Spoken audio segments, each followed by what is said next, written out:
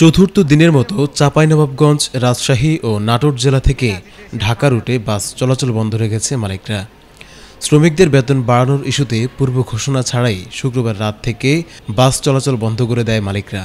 এদিকে বাস বন্ধ থাকায় চরম ভোগান্তিতে পড়েছেন যাত্রীরা।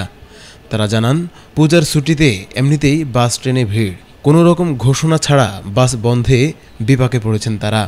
অবশ্য একতা ট্রান্সপোর্টের বাস রাজশাহী থেকে ঢাকা রুটে স্বাভাবিক সময়ের মতোই চলাচল করছে।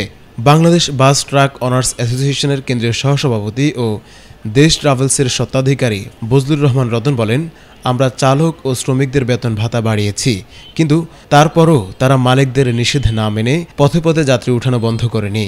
এতে যাত্রীদের নিরাপত্তা যেমন ঝুঁকিতে পড়েছে, তেমনি বাস কোম্পানির সুনামের ক্ষতি হচ্ছে। তিনি আরও বলেন, চাঁপাইনবাবগঞ্জ, রাজশাহী, ঢাকা, চট্টগ্রাম ও কক্সবাজার রুটে আমাদের কিছু ভিআইপি গাড়ি চলাচল করে। এসব যাত্রীদের নিরাপত্তা নিশ্চিতের বিষয়টি আমাদের অগ্রাধিকার। পথে যাত্রী তোলা হলে যদি সেই গাড়িতে ডাকাতি বা দস্যুতার মতো কোনো অনাকাঙ্ক্ষিত ঘটনা ঘটে, তার দায় মালিকদের কাঁধে এসে পড়ে। যাত্রীদের জীবন বিপন্ন হওয়ার আশঙ্কা থাকে। আমরা বাধ্য হয়ে গাড়ি চলাচল বন্ধ করেছি।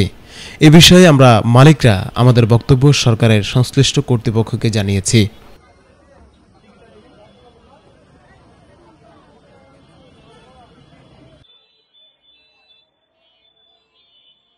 আয় রোজগার কি বাড়লো না কমলো না কি অবস্থা? স্বাভাবিকই।